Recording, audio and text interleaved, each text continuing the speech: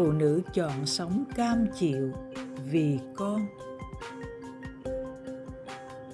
Vào một ngày đầu tháng 5 2021, cả thế giới không khỏi giật mình, hay nói đúng hơn là sốc, khi biết tin vợ chồng tỷ phú Mỹ Bill Gates thông báo ly hôn sau 27 năm chung sống. Theo nhiều nguồn tin thì cặp đôi đã rạn nứt từ lâu, nhưng có lẽ bà Melinda vẫn cố chờ đến khi con gái út tròn 18 tuổi, tốt nghiệp phổ thông, rồi mới đưa ra thông báo chính thức ly hôn.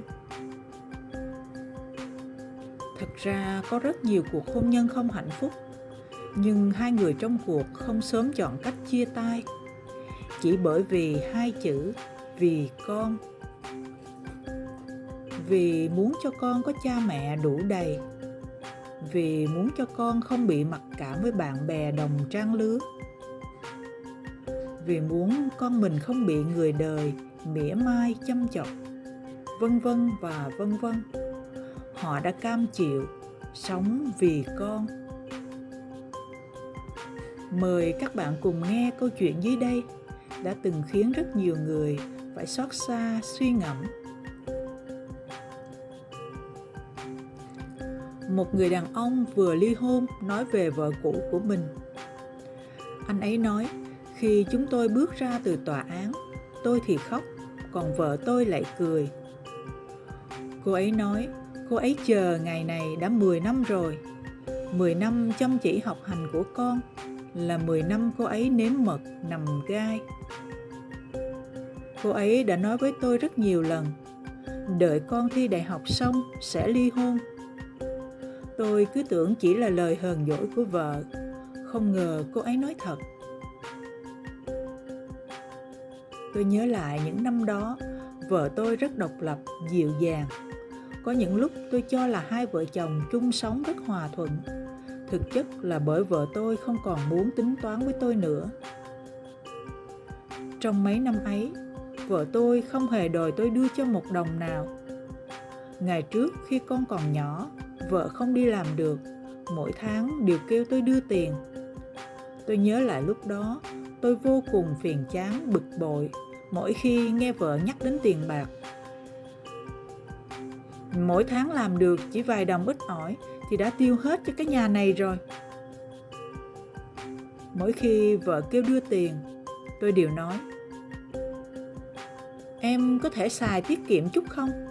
Mua máy lạnh trong phòng khách làm gì? Khóa hư rồi thì ráng ráng xài tạm cũng được mà. Ngày nào em cũng mua đồ mới cho con, rồi còn đồ trang điểm, có ích gì không? Em không biết thương tôi chút nào hả? Đàn ông kiếm tiền cũng đâu có dễ dàng. Tôi nhớ khi vừa bắt đầu, vợ có phản bác lại, càng về sau thì ngậm bồ hòn làm ngọt. Đợi con đủ tuổi đi học, vợ bắt đầu đi làm lại. Sau đó, vợ không hề đòi hỏi tôi thêm một đồng cắt nào nữa. Vấn đề tiền nong của chúng tôi từ khi ấy bắt đầu phân chia rạch ròi.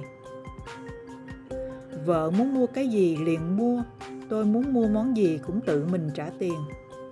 Tôi không biết mỗi tháng vợ kiếm được bao nhiêu, vợ cũng không quan tâm mỗi tháng tôi kiếm được bao nhiêu tiền. Trong những năm đó, vợ tôi không chỉ độc lập về kinh tế mà còn cả về tinh thần. Vợ bắt đầu rất ít khi cãi nhau với tôi. Tôi nói gì cũng chỉ nghe, nếu không muốn nghe, cô ấy liền trốn vào phòng khác. Khi ấy tôi còn nghĩ vợ mình biết hiền lương thục đức rồi. Thế nhưng tôi không hề nghĩ rằng vợ tôi ngay đến lúc cãi nhau với tôi cũng thấy còn không cần thiết. Nghĩ lại những năm đó, anh mới thấy mình muốn làm gì thì làm, bất kể làm gì, vợ anh cũng không hề quan tâm. Có một buổi tối anh không về nhà, vợ cũng không hề gọi một cuộc nào. Khi ấy anh còn cao ngạo, cười cợt với những người bị vợ gọi giục về. Cảm thấy những người ấy thật không có bản lĩnh đàn ông một chút nào. Có một lần vợ bệnh, liền gọi điện thoại cho anh. Anh nhớ rất rõ khi ấy anh đã nói những gì. Nhà mẹ cô không có ai hả? Không phải cô có tiền trong người sao? Tìm tôi làm gì? Vợ anh không nói một lời liền cúp máy. Sau đó vợ khỏi bệnh. Anh cảm thấy có chút tội lỗi, tưởng rằng vợ sẽ khóc lóc trách móc. Thế nhưng vợ anh lại vờ như chưa từng có chuyện gì xảy ra. Anh liền cảm thấy vợ cũng chỉ đến thế thôi. Anh không quan tâm, cô ấy cũng có làm gì được anh đâu. Anh chưa từng nghĩ đến, người vợ an phận thế này, khi ly hôn với anh lại vô cùng kiên định. Loại kiên định đó, phải chăng đã được tích góp từ cuộc hôn nhân quá lạnh lẽo này? Giống như có một lần cô ấy nói, anh từ lâu vốn đã không còn là chồng tôi nữa, mà chỉ là bố của con tôi thôi. Vậy nên cô ấy đợi 10 năm, chuẩn bị 10 năm, đợi con khi đại học xong, trở thành người lớn rồi, liền dứt khoát ly hôn. Nghĩ lại, anh thật không có điểm nào để vợ phải lưu luyến, bởi vì trong cuộc hôn nhân này, chính anh cũng không hề nhớ ra được anh đã cho cô ấy những gì.